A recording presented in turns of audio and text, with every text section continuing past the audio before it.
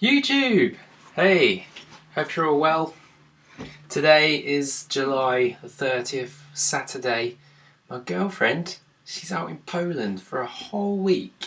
She's off to see the Pope. She saw him yesterday, actually. She sent me a little video, waving from his car. So I'm home alone. I'm bored. What else am I going to do? I'm brewing beer.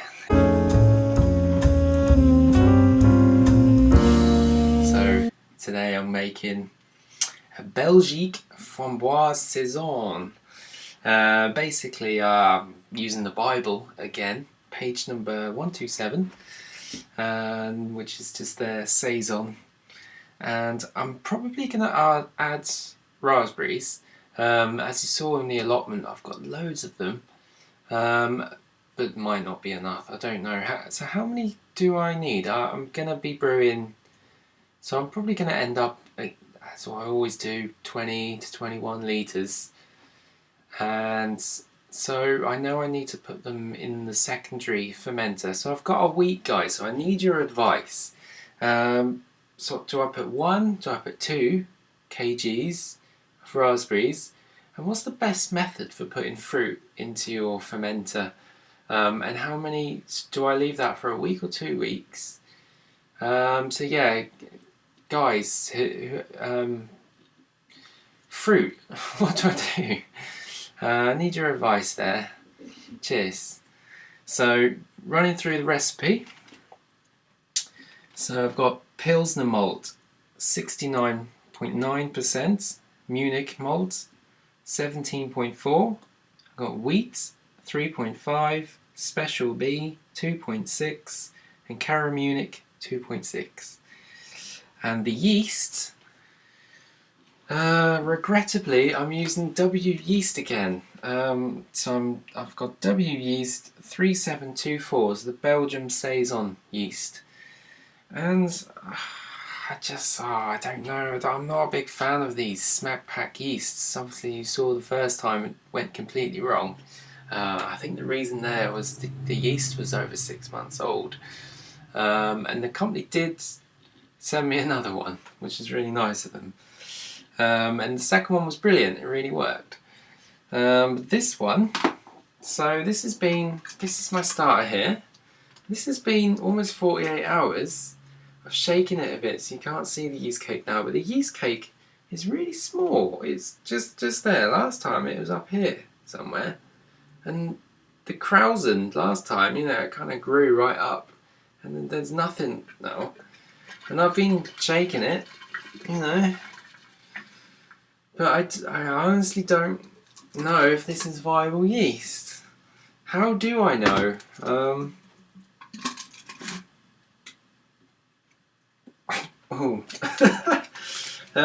Well, maybe it's alright. Certainly alcoholic. Wow, there's a lot of alcohol there. Maybe it's fine then. Maybe it's alright. I'm going to chuck it in anyway.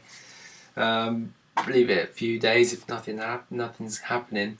Actually, what shall I do? How many days shall I wait until nothing's happening before I chuck in dry yeast?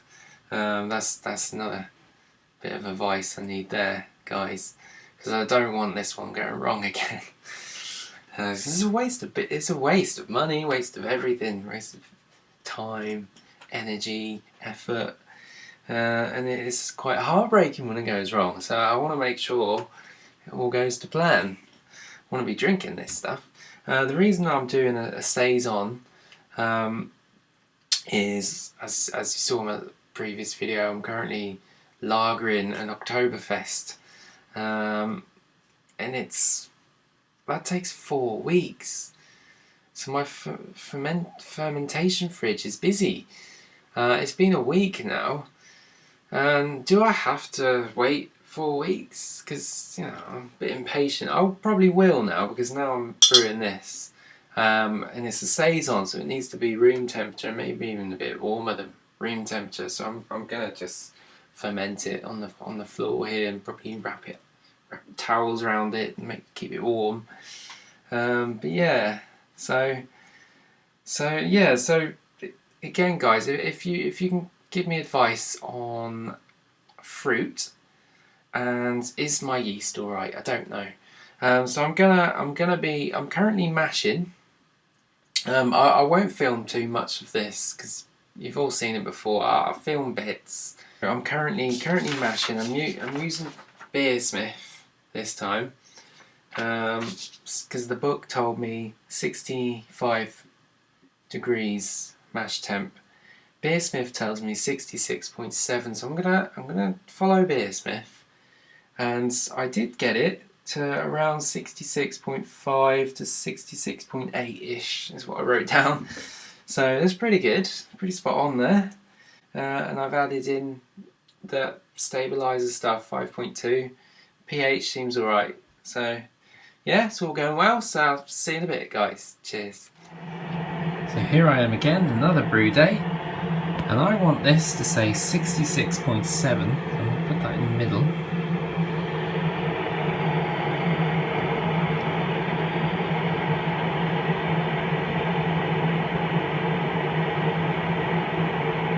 Bear in mind it's been 60 minutes, so that's alright.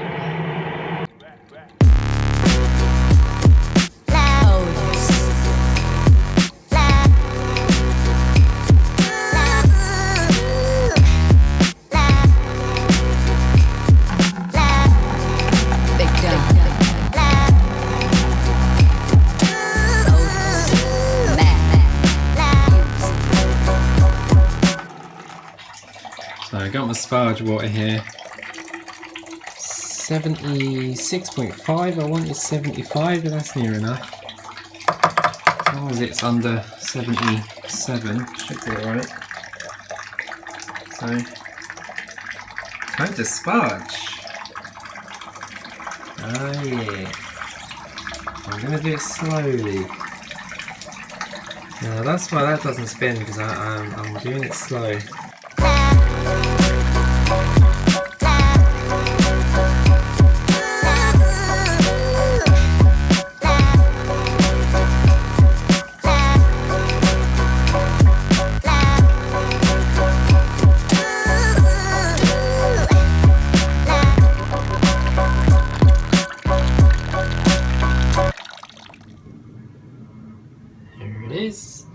So I've got about 27 litres, which is what I was aiming for roughly. So I'm trying to get it to about 20, so should get around there.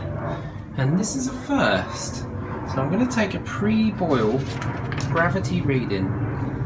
I've never done this before, so let's see what happens. So according to Beersmith, I'm aiming for 1046. Moment of truth. What do I have? So I don't have 1046. So it's more like 1040. So it's near enough. Let's see what it's like after.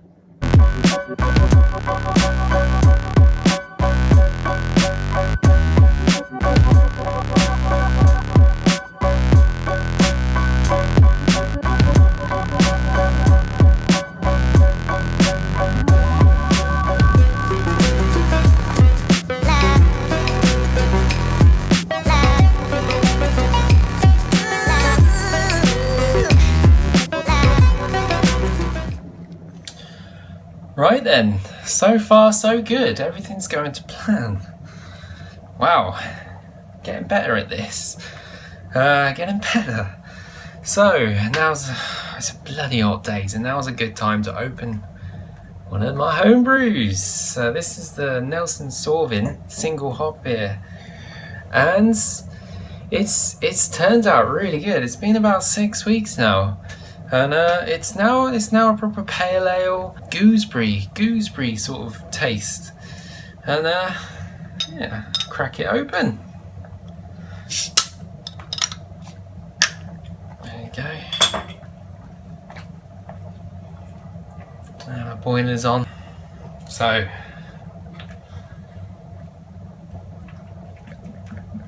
look at that. Look at that.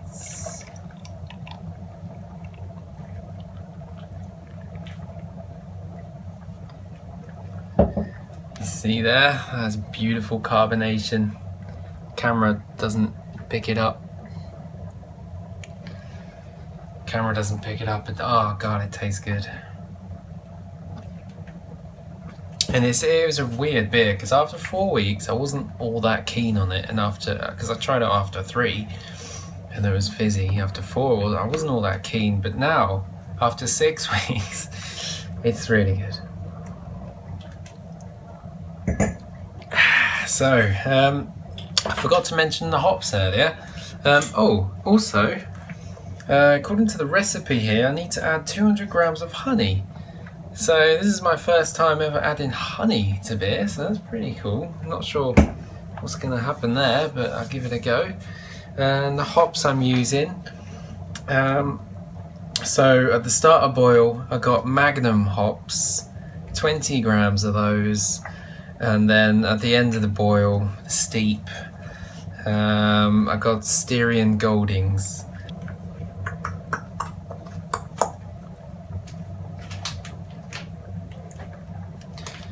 Is it me? Or do all hops smell exactly the same? Seriously, guys. They smell the same, no? Right, guys, so brew day over. All went well, I think. I haven't taken a final gravity yet. It's currently got the wort chiller in and it's cooling down. I'm not gonna pitch the yeast today though, because here's that yeast starter.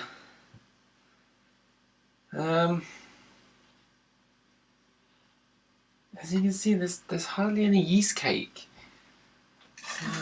Is it any good, guys? I don't know. Please let me know. I'm gonna chuck it in probably tomorrow, and then wait maybe 3-4 days, and if it looks no good, I'm probably gonna order right now when I finish this video some dry yeast. So that'll be in the post in the next few days, so I've got some backup. But yeah, anyway, I just wanted to make a couple of shout outs. Not too many, because there's loads of you out there, and you're all good. This is just a few. So Hapless Ginger Brew, Chatham Brewer, Big Banana, Blue Shed, Drunken One, Homebrew Chris, Geeky Dad. And there's another guy that just subscribed to me the other day, and he's only got 8 subscribers himself. He's only made 3 videos. Go check him out. Shen Valley Brewer, Eves Bristol, Adam Boldy. There's loads of you. So till next time, guys. See you later. Happy Homebrew Saturday is today. Happy Brewing Saturday. All the best, guys. Cheers. So here's some footage of my gravity reading. So the Bible tells me 10:51, Beersmith tells me 10:55, and I reckon I've got 10:54. So I'm really happy with that. You come down here.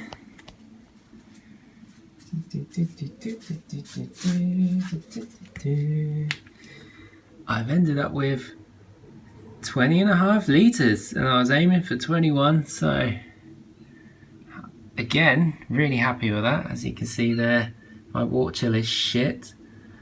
It's about 31 degrees. I need to get a new wort chiller. Maybe I'll make one, I don't know. So yeah, cheers.